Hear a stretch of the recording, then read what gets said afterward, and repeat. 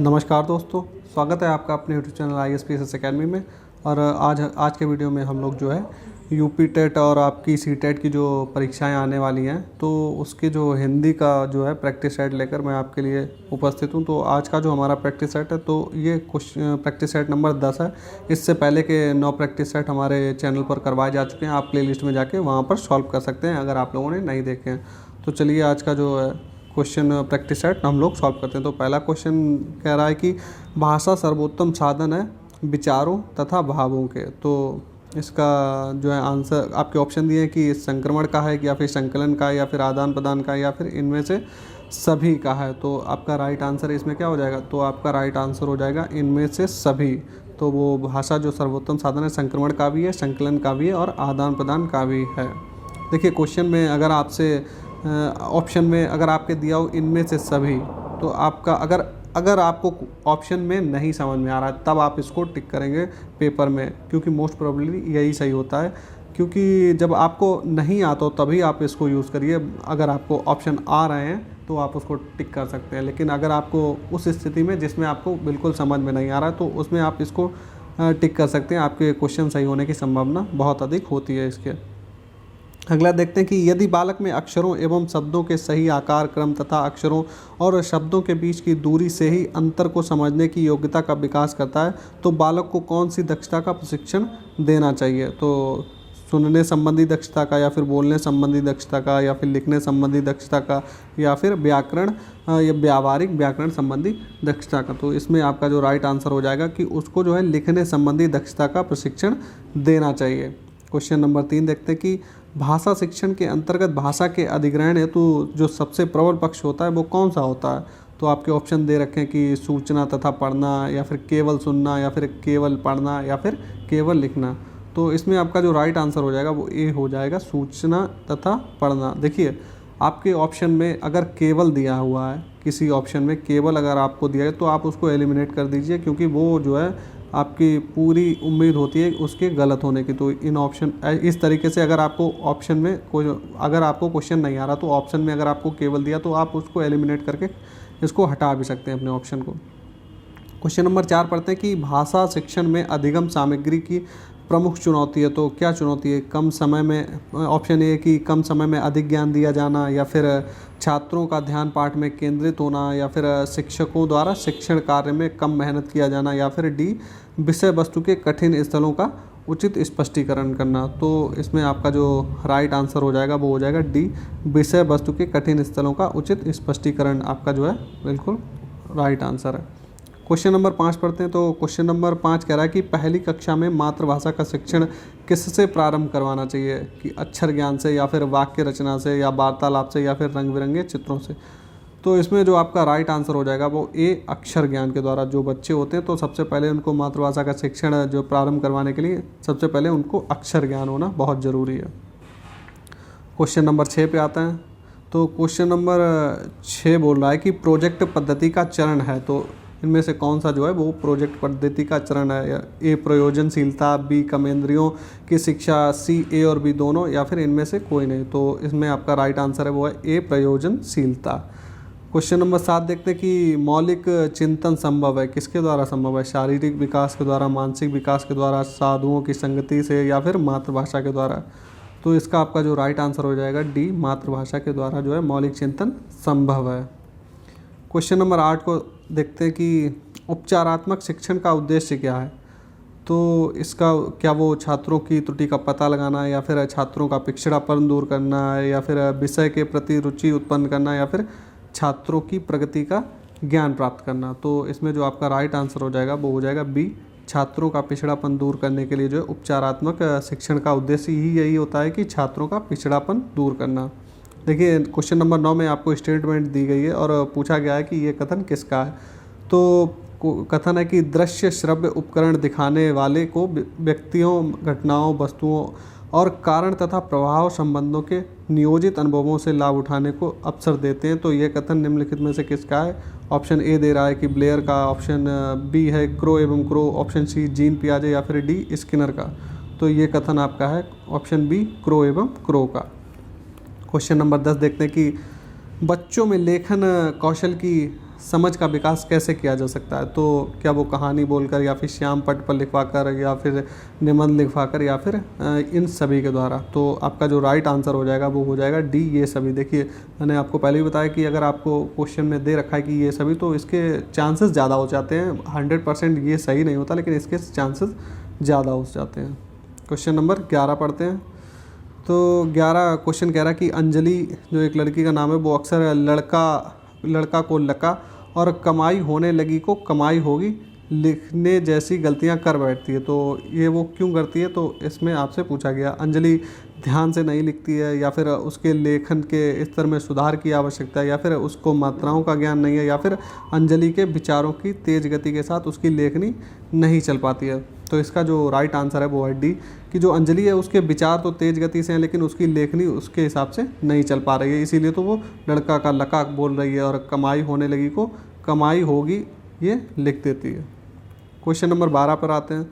तो question number 12 कह रहा है कि माध्यमिक स्तर पर विविध कक्षों में भाषा शिक्षण के अंतर्गत निम्न में से क्या उद्देश्य प्राप्त करने की चुनौती है? तो देखते हैं कि छात्रों को द्रुत गति से सस्वर तथा मौन पठन की प्रेरणा देना, या फिर उनमें अभिनय संवाद की योग्यता उत्पन्न करना, या उन्हें व्याकरण का उच्च ज्ञान प्राप्त करना, या फिर डी उपयुक्त में से सभी। तो इसमें आपका जो आंसर हो जाएगा वो हो जाएगा ऑप्शन नंबर डी, उपयुक्त में से सभी। देखिए फिर से वही है कि उपयुक्त में से सभी आपका यहाँ पर भी ठीक हो रहा है। आगे बढ़ते हैं, क्वेश्चन नंबर 13 देखते हैं। क्वेश्चन नंबर 13 कह रहा है कि प्राथमिक स्तर पर बच्चे किस प्रकार की कविताएं करते हैं? तो ऑप्शन है कि ए है कि जो तुकांत ना हो, ऑप्शन बी जो कोई सीख देती हो, या फिर सी जिनमें लयात्मकता हो, या फिर जो अनिवार्य रूप से राजा रानी से जुड़ी हो। तो इसका आपका जो राइट आंसर हो जाएगा वो हो जाएगा सी, जिनमें लयात्मकता हो। क्वेश्चन नंबर 14 देखते हैं कि एक बालक में भाषा अधिग्रहण करते समय सर्वप्रथम प्रयोग होता है। तो जो एक बच्चा होता है उसको सबसे पहले भाषा जब वो सीखता है तो सर्वप्रथम किस चीज़ का प्रयोग करना चाहिए?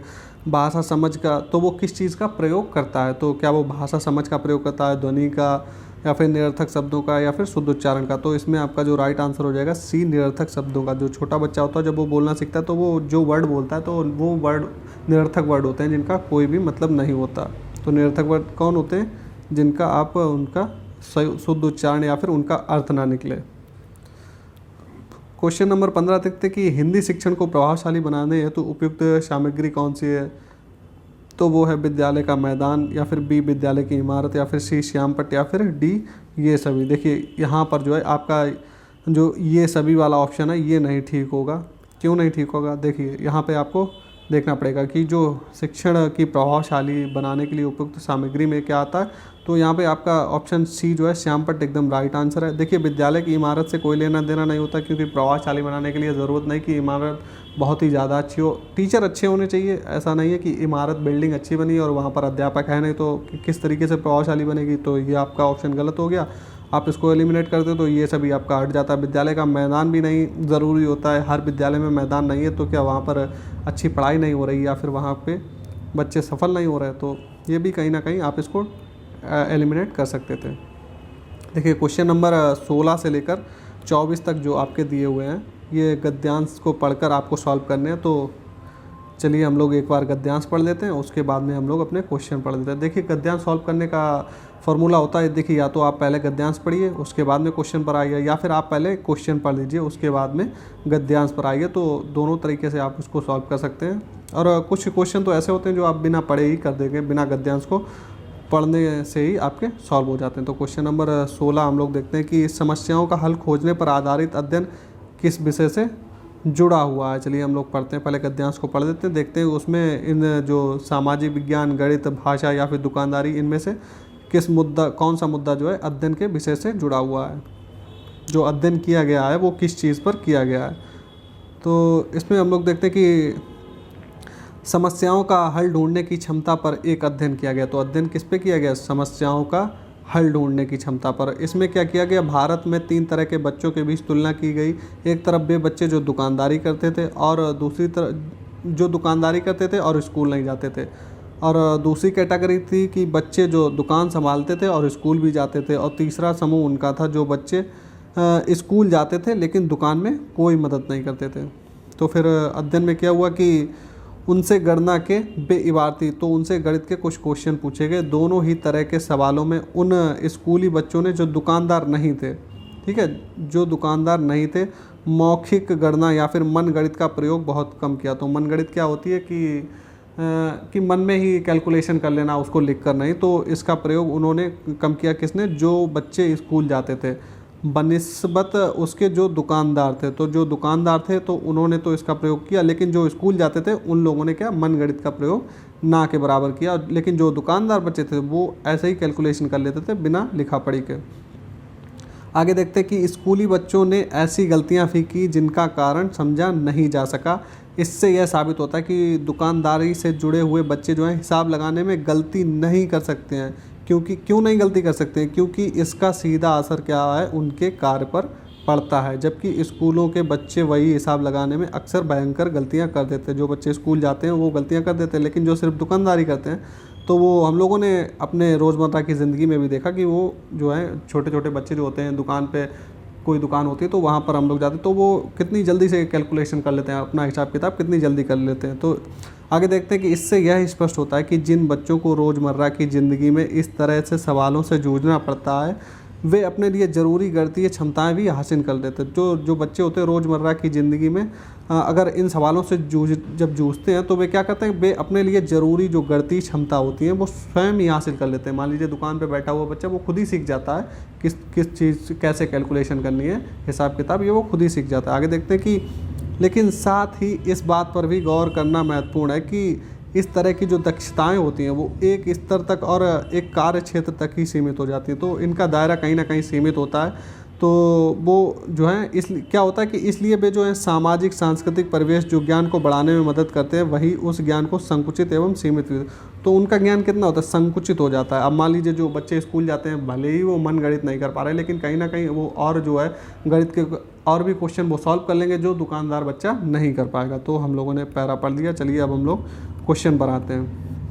तो क्वेश्चन नंबर 16 कह रहा है कि समस्याओं का हल खोजने पर आधारित जो अध्ययन किया गया है वो किस विषय से जुड़ा था। तो हम लोगों ने देखा था कि वो गणित विषय से जुड़ा होता, क्योंकि गणित के ही क्वेश्चन पूछे जा रहे थे। तो और क्वेश्चन नंबर 17 देखते हैं कि किन बच्चों ने सवाल हल करने में मौखिक गणना का ज़्यादा प्रयोग किया। तो हम लोगों ने अभी देखा था कि जो बच्चे दुकानदारी कर रहे थे तो उन्होंने मौखिक गणना का ज़्यादा प्रयोग किया था, क्योंकि जो स्कूली बच्चे थे तो देखिए इसमें स्कूल इसमें भी है इसमें भी है, और जो बच्चे दुकानदारी नहीं कर रहे थे और स्कूल भी नहीं जा रहे थे तो ये भी नहीं, तो हम लोगों ने अभी ऊपर पढ़ा था कि जो बच्चे दुकानदारी कर रहे थे तो वो मन गणित यानी जिसको मौखिक गणना थी वो बहुत ही अच्छी तरीके से कर लेते हैं।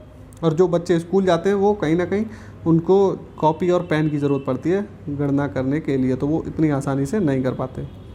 अच्छा, क्वेश्चन नंबर 18 देखते हैं कि इसमें क्या पूछ रहा है कि अनुच्छेद के आधार पर कहा जा सकता है कि बच्चे रोज़मर्रा के जीवन में काम आने वाली दक्षताओं को स्वतः ही हासिल कर लेते हैं। तो ऑप्शन ए बिल्कुल सही है। अभी हम लोगों ने ऊपर पढ़ा था कि जो रोज़मर्रा के जीवन में जो दक्षताएं काम आती हैं तो बच्चे जो हैं उनको स्वतः ही हासिल कर लेते हैं। देखिए इसमें देखिए अगर आपसे ऑप्शन में देखिए आपके सिर्फ आ जाए क्वेश्चन में, ठीक है, तो आप इसको एलिमिनेट कर सकते हैं, क्योंकि आपको इसका दायरा सीमित कर दिया कि सिर्फ दुकानदार बच्चे ही गणित सीख सकते हैं।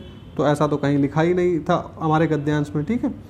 बच्चों को गणित सीखनी ही चाहिए ऐसा भी कहीं पे नहीं लिखा था, और बच्चों को गणित सीखने के लिए दुकानदारी करनी चाहिए, तो ये भी कहीं हमारे गद्यांश पे नहीं लिखा था कि बच्चों को गणित सीखने के लिए ही दुकानदारी करनी चाहिए। नहीं, दुकानदारी तो वो अलग कर रहे थे और गणित सीखने के लिए तो वो नहीं कर रहे थे।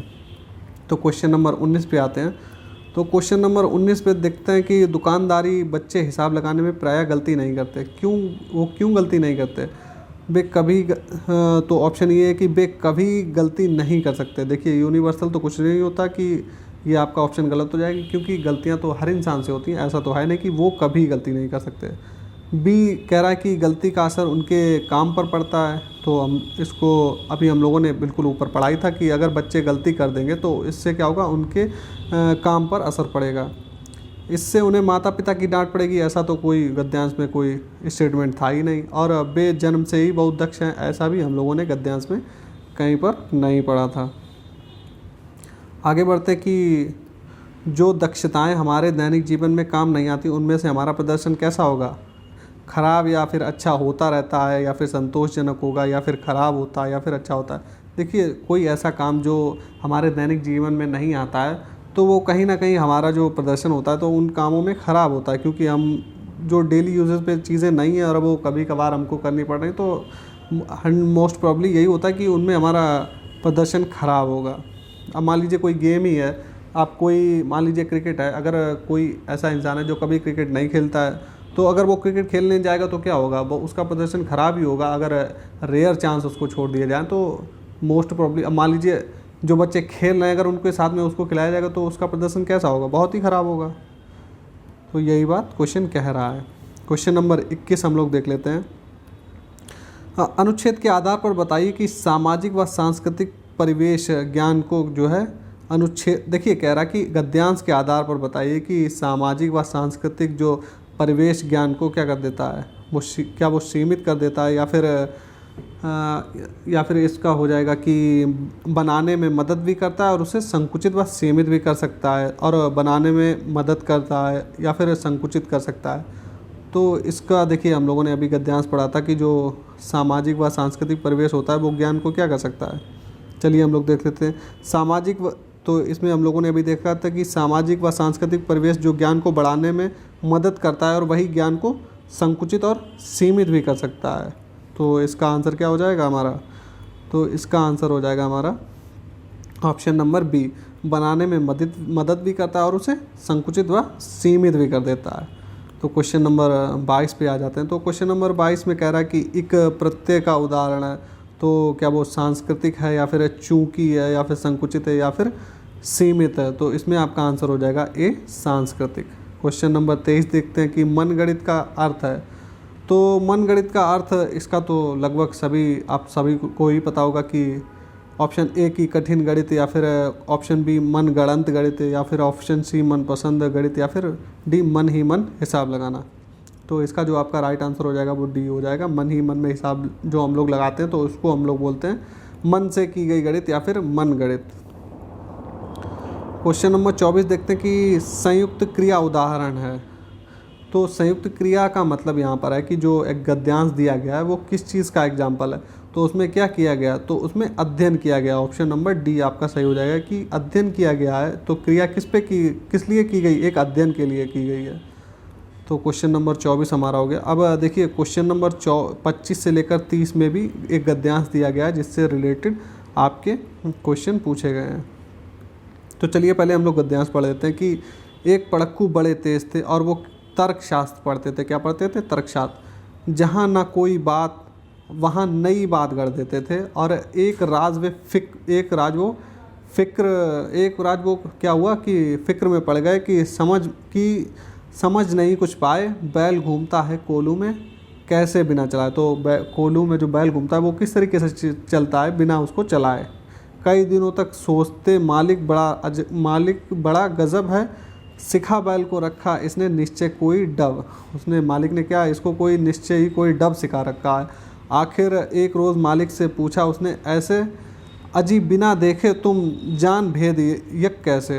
तो ये हम लोगों ने गद्यांश पढ़ लिया। चलिए अब हम लोग इसके क्वेश्चन सॉल्व कर लेते हैं। देखिए पहला 25 नंबर है कि डब शब्द का पर्यायवाची पूछा गया। तो ऑप्शन ए क्रिया, या फिर तुच्छ, या फिर रीति, या फिर वेद। तो गद्यांश में हम लोगों ने अभी पढ़ा था डब, कहाँ पर हम लोगों ने पढ़ा था, तो डब का हम लोगों ने देख लेते हैं कि हमारा वर्ड डब कहाँ पर यूज़ हुआ था। तो ये यहाँ पर हुआ था। देखिए इसमें क्या कह रहा था, कई दिनों तक सोचते मालिक बड़ा गजब, सिखा रखा था बैल को निश्चय कोई डक। तो इसमें यहाँ पर देखिए आपको यहाँ पर जो है हिंदी की व्याख्या करनी भी, अनुवाद करना भी आना चाहिए। तो बैल को क्या सिखा रखा था, इसमें कहा गया कि बैल को उसने कुछ ऐसी चीज़, निश्चय ही कोई चीज़ सिखा रखी थी। तो वो क्या, बैल क्या कर रहा था, कोलू में वो बिना चलाए चल रहा था। वो क्या हो रही थी, वो कोई ना कोई क्रिया हो रही थी। तो डब शब्द का पर्यायवाची यहाँ पर किससे हो जाएगा, क्रिया से। तो ऑप्शन नंबर ए 25 का बिल्कुल राइट हो जाएगा। वो सॉरी यहाँ पर देखिए ऑप्शन ए गलत हो जाएगा।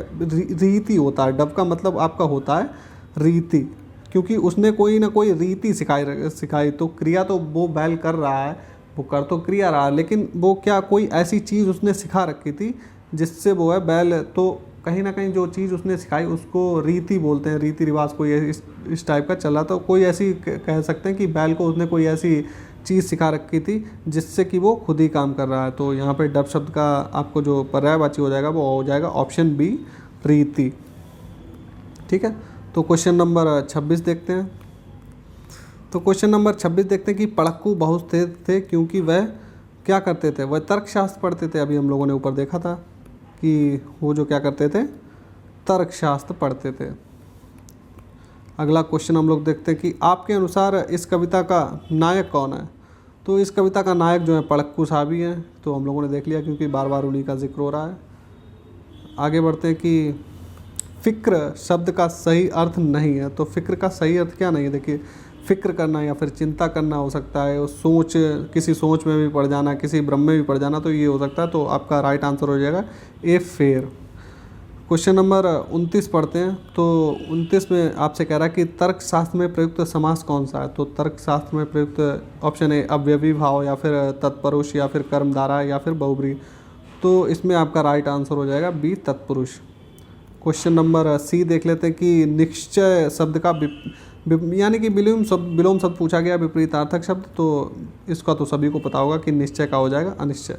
तो हमारा प्रैक्टिस सेट कंप्लीट होता है। और पहली बार अगर आप लोग हमारे चैनल पर विजिट करें तो हमारे चैनल को सब्सक्राइब करिए। इसी तरीके के आप और भी आपके प्रैक्टिस सेट करवाए जाएंगे डेली बेसिस पर, और हमारे प्लेलिस्ट में जाके और पुराने भी देख सकते हैं। तो वीडियो अच्छा लगा है तो वीडियो को लाइक करिए। चलिए फिर मिलते हैं नेक्स्ट प्रैक्टिस सेट में।